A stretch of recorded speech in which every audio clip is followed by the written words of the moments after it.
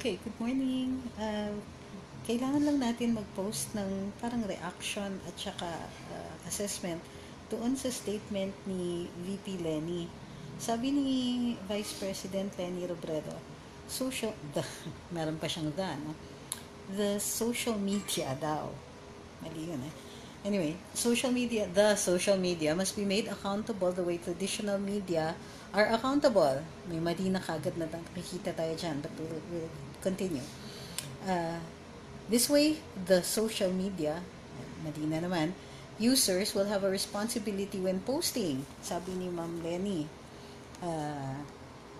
Sabi niya, election campaigns have been marred by dirty tactics through some social media platforms. This is unfair to people who must know the truth but also rely on social media for information. Sometimes you can't blame them because they think it's true, but what is being fed to them is propaganda. Holler. Okay? Sabi niya, she's been a victim of bashing and fake news through social media. The platforms are not fair kasi they can just post lies about individuals, about an individual. And she says it takes time to undo the damage made by anonymous social media posts. So if we do nothing, the situation will worsen. Ito yung problema kay VP Lenny. First, she assumes that social media has no accountability daw kasi ang sinasabi niya is traditional media is accountable. But to whom? Diba? Ang sinasabi natin, and this was from the start during the fake news hearing, maliwanag dito. Ang sinasabi natin is that ang claim kasi ng traditional media is sila daw accountable sila. But to whom? They're accountable to their employers, di ba? To the publication, to the network, ganyan. Pero sino daw kanino daw accountable ang SOCMED? We're all accountable. We're accountable to answer to the law. So we're all covered, traditional media and social media are all covered by the laws on libel, sedition, inciting to sedition, inciting to rebellion, false publications, etc. All of these, we are under the same coverage ng ating mga penal laws. So madaling sabi, mapa-social media ka o mapa-traditional media ka, mananagot ka pa rin sa batas kung ikaw ay nag-commit ng libel or ng cyberbullying. Ano pa yung sinasabi niya? Unfair daw. Kasi ang gusto niya, i-regulate ang social media dahil daw sa fake news. Okay, unang-una, hindi niya nag-grasp anong ibig sabihin ng fake news. Kasi kahit yung mga dalubhasa dito sa idea ng fake news ay hindi pa rin nagkakasundo-sundo. First, ang working definition right now ng fake news ay news na hindi totoo. Pero, iba-iba yung purposes kung bakit pinapublish siya. Halimbawa, merong fake news na fake yung titulo dahil ginagawa itong clickbait. Okay? O merong ibang balita naman na hindi siya ganun ka-fake pero merong goal. So, kunwari, magko-quote ako kay VP Lenny, tapos magdi-discuss ako ng, let's say, a topic about fake news.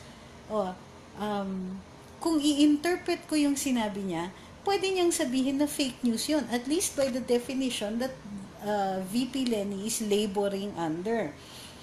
Nakakatulong kasi sa ganitong klaseng propaganda, katulad ng isinusulong ni VP Lenny, na ang fake news ay masama. Ito ang problema. Some news are fake for a while and then true later on. Diba? Si Galileo, nung sinabihan siya nung pinarusahan siya ng simbahang Katolika sa pagsasabi na sa pagsulong ng heliocentric model of the solar system, one of the earliest forms na nakikita natin na fake news daw. Pero of course, 600 years later, umurong ang simbahang Katoliko at sinabi na he was really just ahead of his time. So, paano yan? Pwede kang gusto niya parusahan ang fake news, gusto niya i-regulate ang social media dahil daw sa fake news.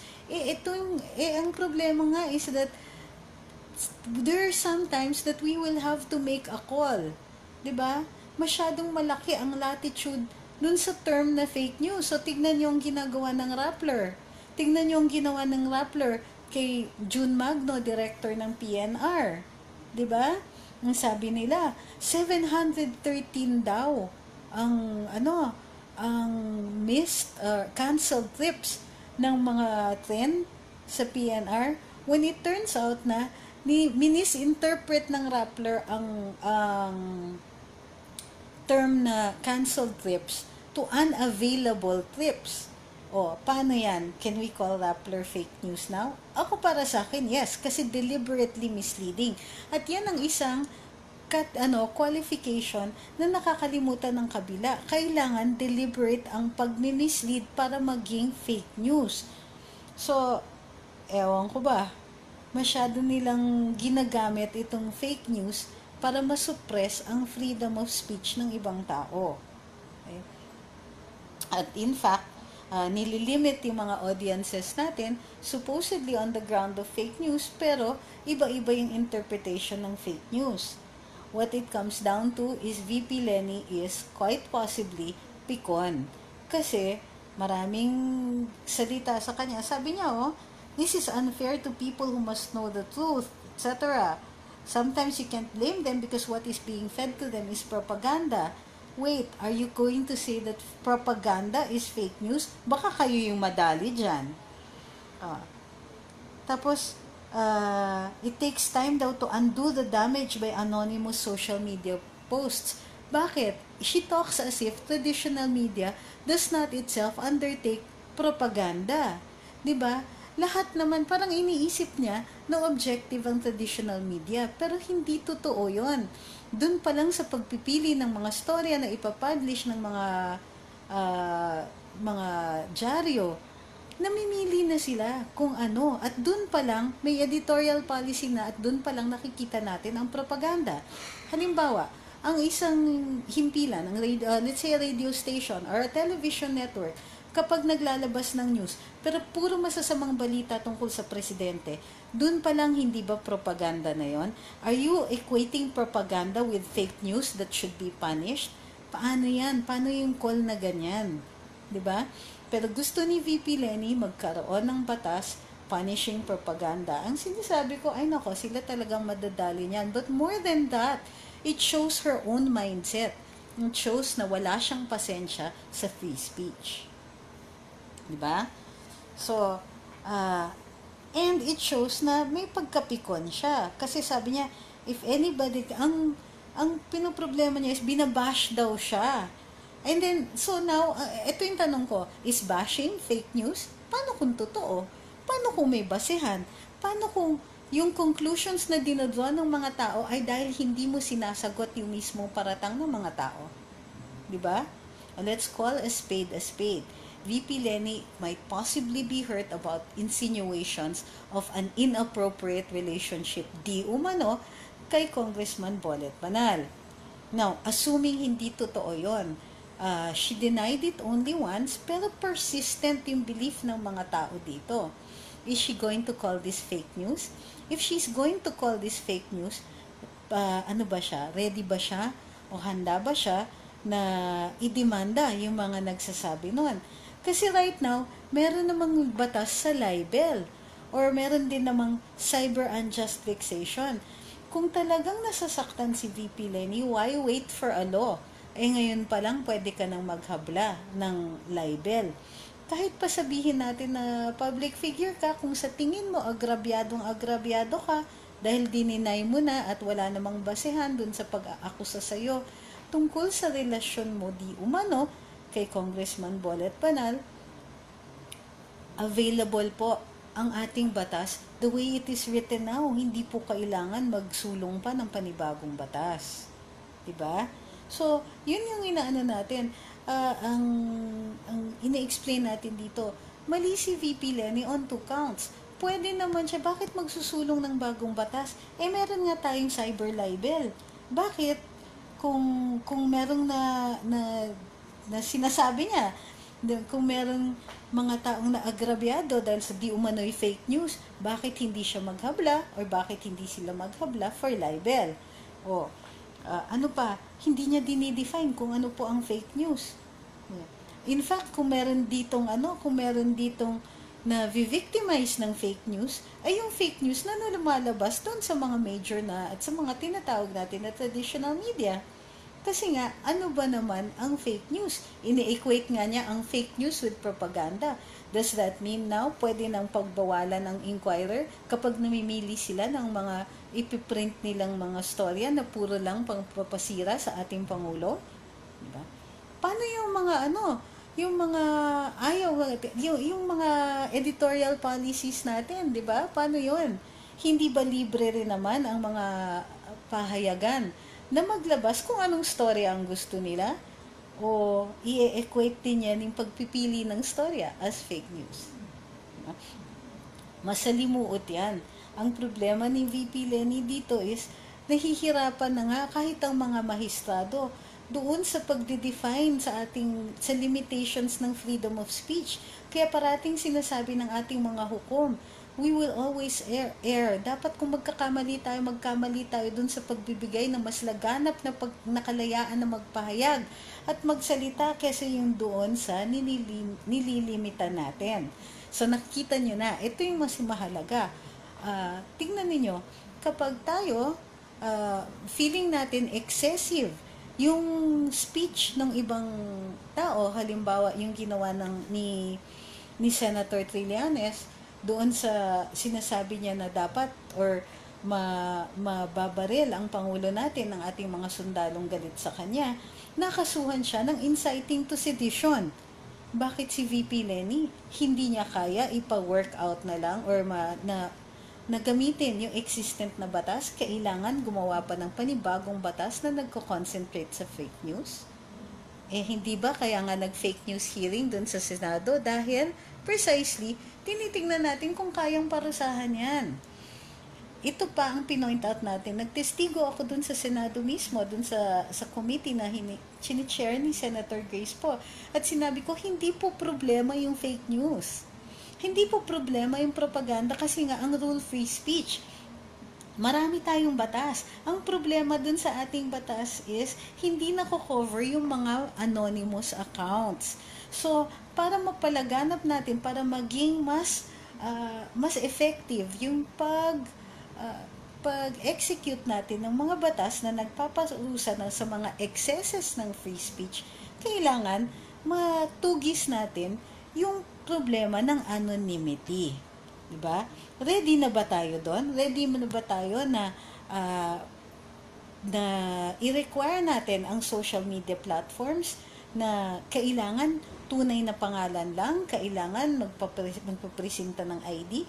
I think, mas realistic yon. I-address nyo yung issue ng anonymity, hindi yung issue ng excessive free speech. Diba? So, nakikita rin natin yung mindset dito ng kabila. Pagkadating sa freedom of speech, mega defend tayo sa Rappler. Ay, lahat ng mga kaso ng Rappler, parating it's because pinapatay natin yung free speech nila. Pero anong sasabihin nila ngayon dito sa sinasabi ni VP Lenny? Hindi ba si VP Lenny mismo ay nag-a-advocate na ilimita ang freedom of speech? Mag-ayos nga kayo dyan sa kabilang parlor, hindi kayo nagkakatugma na ngayon.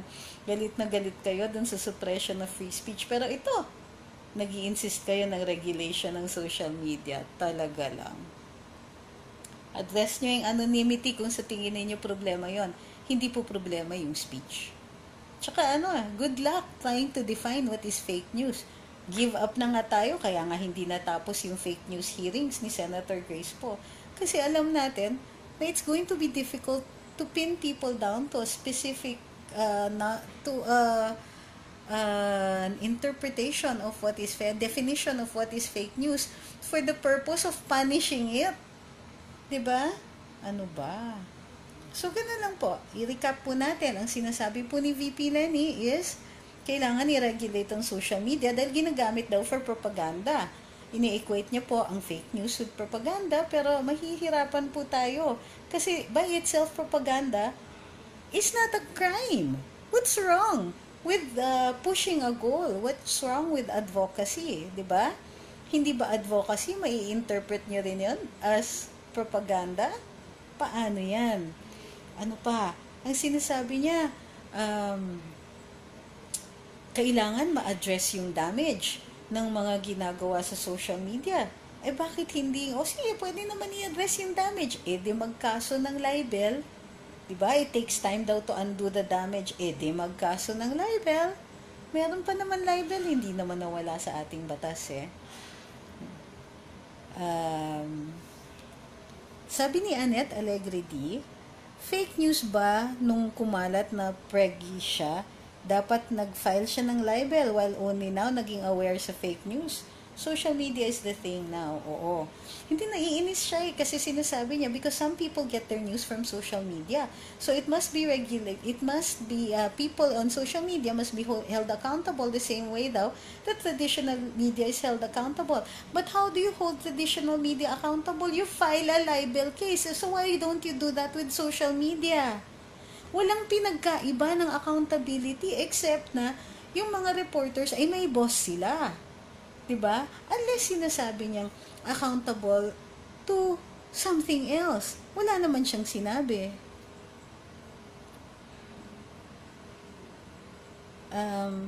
Sabi ni, nakong bilis. Fe Baldorado, sino ba dapat? Hindi, next time na po sa tubig kasi araw-araw na natin pinag-uusapan sa sa Karambola. Sabi ni Deo Carus, agree, solve the anonymity issue, SIM card registration plus mandatory 2FA authentication in all social media platforms, especially to all requests coming from the Philippines, di ba? Bakit hindi ganun? Para naman, ang masakit niyan, alam nyo, yung mga lantaran, yung mga katulad ni na TP, ni Sas, ni Mocha, lahat ng mga, yung mga prominent na vloggers, ay tunay ang muka, tunay na lumalabas, walang anonymity dyan, and yet somehow galit na galit sila sa mga lantad. Sabi ni Ricky Marshall, pag pinagbawal ang anonymous account, si VP Lenny ang unang tatamaan kasi remember yung post ni Minda Nation regarding sa survey niya before 2016 elections, fake VP talaga yung babaeng to, karamihan ng bumoto, fake account yung mga bumoto kay VP Lenny, mga troll. Yun na nga Sabi ni Mel Maxino, si PRRD nga di umaalman na kinakalat ng kabilang parlor na may sakit siya, malapit daw mategi, ewan ko mas mga ipokrito talaga. Sabi ni Shin Arevalo, sa tingin nyo, papayagan siyang i-regulate itong batas na ito? Hindi, yung batas nga na pinapropose niya ay regulation. Pero tingin ko mahirapan din tayo. Mahirapan din yung mga legislators kasi kung sino man magpo-propose niyan, magpapasa niyan ay good luck sa darating na halalan. Sabi ni Lorna Dulnuan, social media ko nalalaman ang lahat ng katotohanan patungkol sa bansa natin, kaya niya gusto yan mangyari ay dahil ayaw nila magkaroon ng kaalaman ng mga Pilipino tungkol sa nagaganap sa bansa natin. Correct. Sabi ni Charmaine Daco, walang gamot para sa... Ay, kayo naman. Vicious. Sabi ni Maria Mejorada, lagat. Kaya nga nakapagtanong ako, how did she pass the bar? She's watching from Oman. Kayo naman. May mga tsamba. Sabi ni, teka, ang bilis, uubos yung so, yun na nga. So, hindi ko sinasabi na outrightly mali siya. Pero malapit-lapit na. Ang pinupuntirya niya kasing issue is regulate social media, regulate the platform. Pero hindi niya sinasabi how to do that. Tapos parang naglalabas lang siya talaga ng sama ng loob dahil siguro napipiko na rin siya sa mga bashing. Pero ito yung, sinasabi niya social media should be regulated or made accountable the same way traditional media is. But that's, di ba, we're all accountable. May libel case. Di ba, didn't she threaten to file a libel suit against Drew Olivar? Di ba? Hindi ba, that's a way of holding him accountable? Bakit? Why are you saying that social media is not accountable?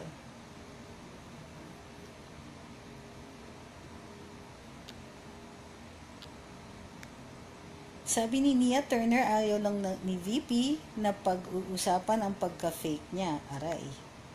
Sabi ni Shin Arevalo, feeling ko at talaga, maghahanap siya ng kakampi niya para dito, tapos 8 diretso susuportahan niya. Sabi ni ah sabi ni Harry Locsin, wala naman magbabash sa kanya kung hindi siya bobo. Lupit niya! Sabi ni Gardo, she had said these things a long time ago. Hindi, recent ito. I-google nyo. We're reacting to a very recent, yesterday lang. Actually, ngayon lumabas yung news about it. Sabi ni Enrico Reyes, Strad Media, masyadong exaggerated ang news panic, pandemonium parating dating. Sabi ni Earl, mas marami tayo sa social media.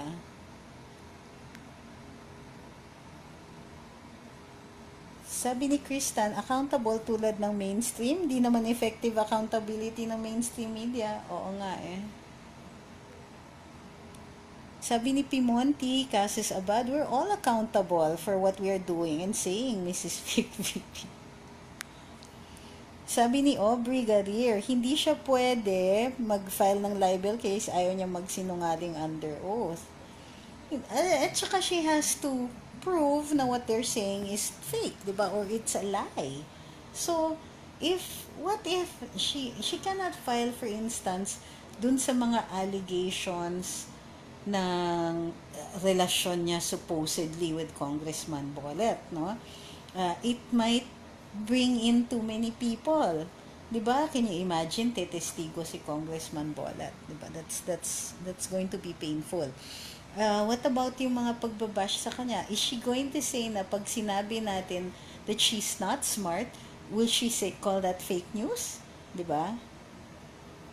Sabi ni Charmaine Gaco, sino ba gumagawa ng mga prepared speech niya? Puro walang kwentang mga gawa para sa kanya. Lalo siya napapahiya sa madla. Ay, nako. Totoo yan. So, tinanong ni Eric Tan, bakit laging triggered ang LP when it comes to social media pero sa mainstream hindi, napagkakahalata sila na MSM talaga kakampi nila, masakit ang totoo na ang mga masa ayaw sa kanila. Sabi ni John Sebastian, I think Lenny wants regulation, she has to be careful. She's the first woman dishonest to the country, yet she wants restriction to others but not for herself.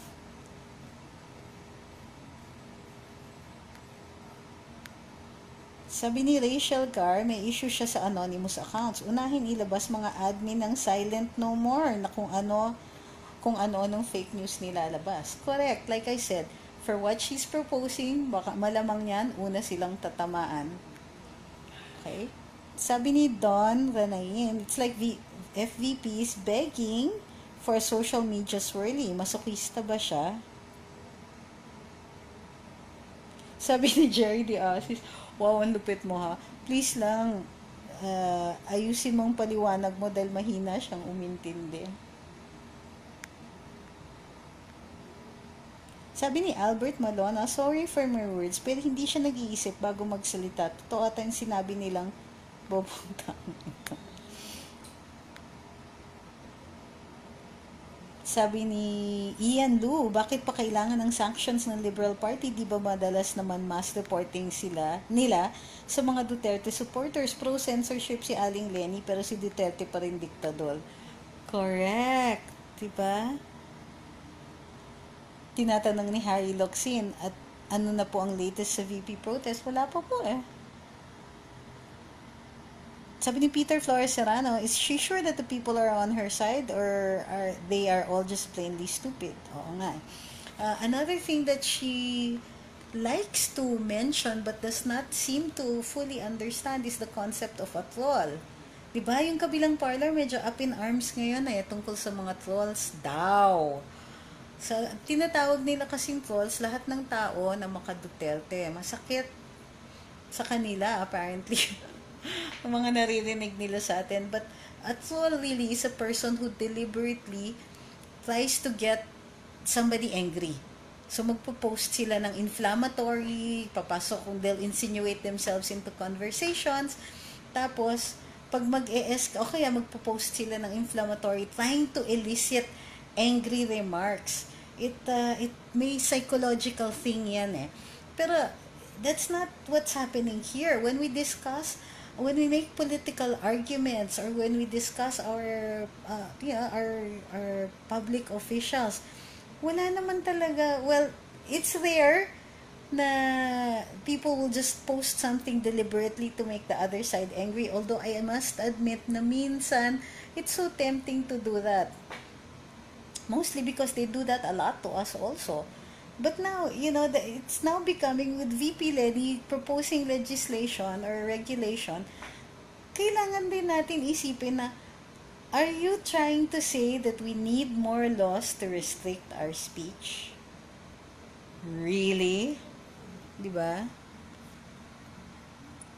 Sabi ni Florentino de Guzman, tama ang VP, hindi muna nag-iisip bago niya ibuka-bunganga niya kay puro kahihiyan ng inaani niya. So, yun na nga. So, ganito yan eh. When you say something that you know is going to elicit a response, why are you going to punish people for making a response? Sabi ni Gardo Agustin, nice necklace. Is that a teapot? No, it's a coffee pot.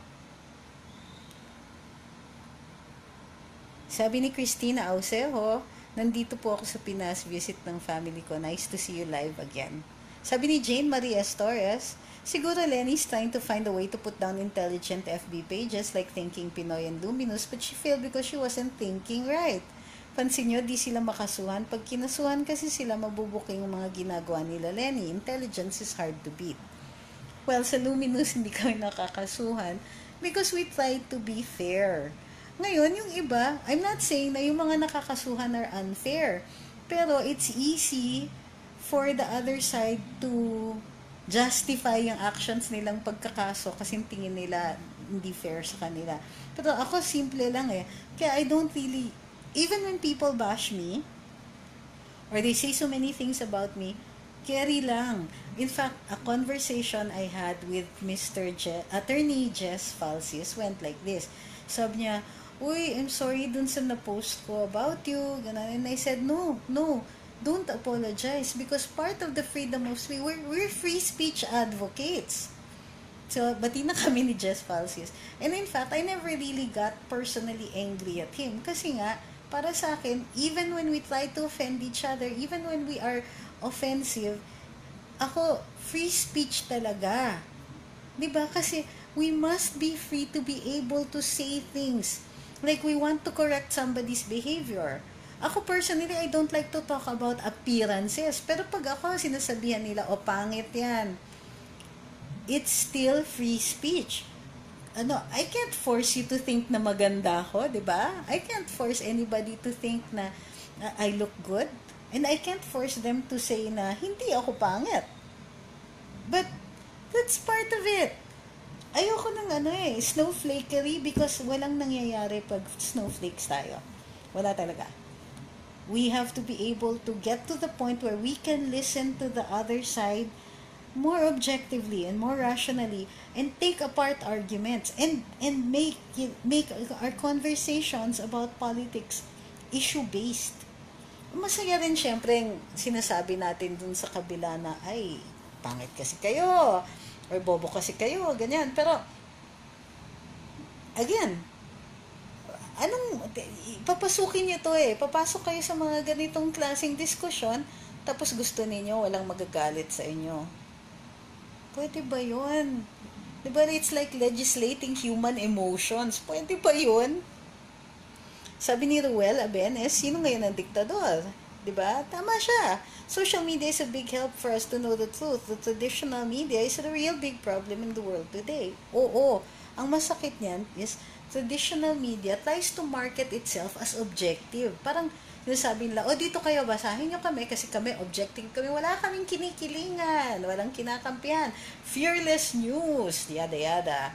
Tagal nilang bumenta ha. And now we find out na it's not true. Diba? It's not true. Pag umaanggulo sila ng storya, objective ba yun? Anggulo nga eh. Diba? For me, again, and I still stand by this, the more speech there is, the better.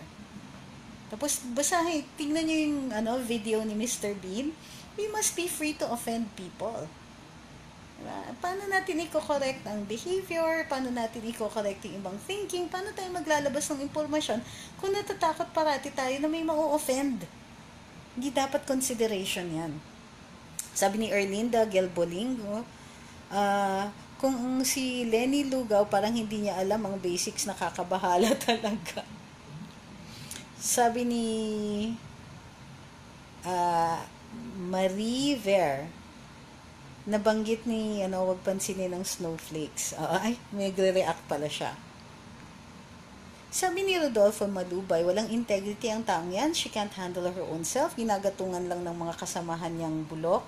Who is she anyway if not sa asawa niya? Shallow-minded, walang critical thinking. Sabi ni Milagros Cruz, mainstream media will die. It's natural death. Social media na ang mainstream ngayon. Agree rin naman ako, but na lumilipas ang panahon ng traditional media, they have to, like the President said, shape up or ship out. Hindi sila tinatangkilik kasi ang tagal-tagal na lang binenta sa atin yung idea na objective sila. But now, nakikita natin na dun sa consistency nila, either for or against a particular politician, nakikita na natin that they do take sides. Wag na lang kasing ibenta pa yung objective sila o meron silang pananagutan. Hindi totoo. At pinaka hindi dapat nila ginagawa yung tawagin kaming bayaran, di ba? Sige, you want to talk bayaran? Who is traditional media answerable to if not their sponsors? The only difference is, nagsususpetsya lang sila sa mga social media bloggers na supposedly tumatanggap. Wala naman silang pruweba. Ang ginagawa nila is kinakasangkapan nila yung supposed view nila. Kinakasangkapan nila, inaano nila, parang pinoproject nila yung mga hinala nila sa amin as gospel truth. Diba? Kaya nga kaliwat kanan, pustahan tayo. Kaliwat kanan, magpo-propose yan ng mga legislation tungkol sa reporting ng income tax, ganyan. Ay nako, sino bang tatamaan sa mga ganyan? They call us bayaran, pero they have sponsors. The only difference is sila lantaran, tapos ang suspicion nila sa social media is hindi lantaran. Anong pinagkaiba? Diba? Lahat ng ipinaparatang regulation, make us answerable in the same way that traditional media is answerable. They're answerable to the law, so are we. Nakasuhan nga si TP ng libel, di ba? Ay nako. Sabi ni Rachel Gar Maria, Reza wants to take back the internet. Grace Po wants to regulate Facebook. Now social media, Lenny Robredo wants to regulate social media, di ba?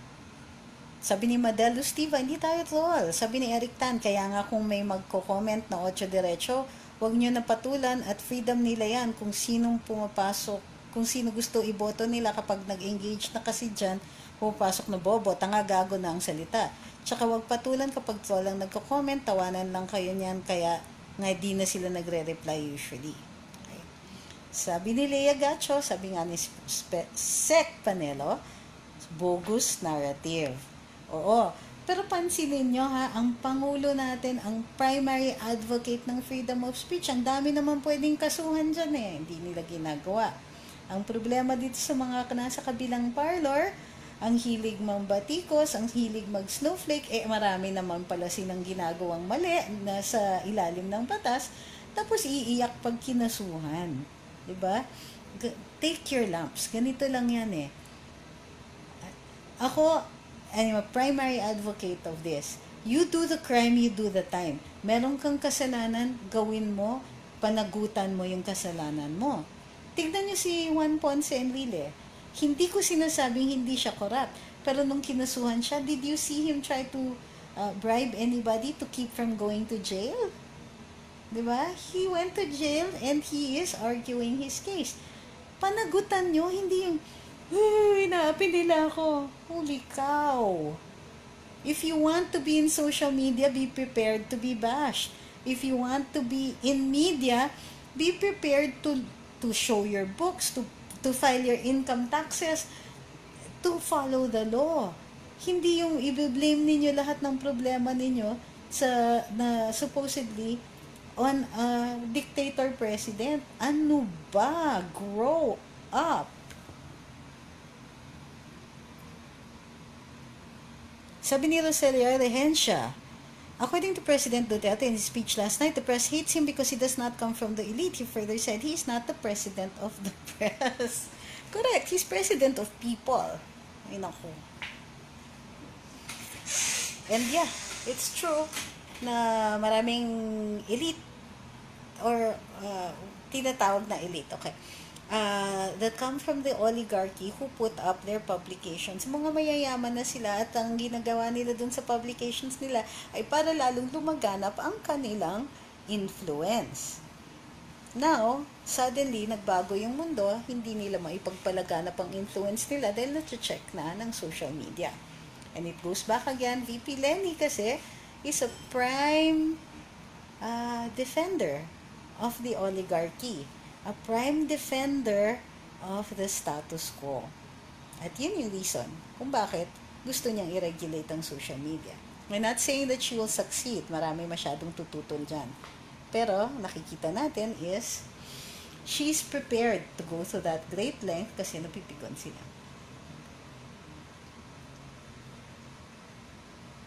Sabi ni Jefferson Albano, they were the ones who cry out for democracy and free speech and now they want to regulate social media. What an irony. So yun nga, yun yung purpose ng pag-live natin ngayon, is to show the hypocrisy of people who claim na pinapatay yung kanilang free speech pero actually they're advocating na patayin ang free speech of those who don't agree with them. In the end, that's what it comes down to. Let's be vigilant at let's call out these people who demand for the protection of their own rights but want to deny it to other people. Maraming salamat dun sa mga pagtangkilik uli dito sa ating Facebook Live. Don't forget to like and share and follow Luminous at by Trixie Cruz Angeles and Ahmed Paglinawan. Oh, by the way, kung hindi nyo nakikita minsan sa newsfeed ninyo yung Luminous, please go direct to the page, like, comment, and share. At saka get other people to follow kasi po medyo nasa-throttle na po tayo dahil sa pagsusumbong ng kabilang parlor.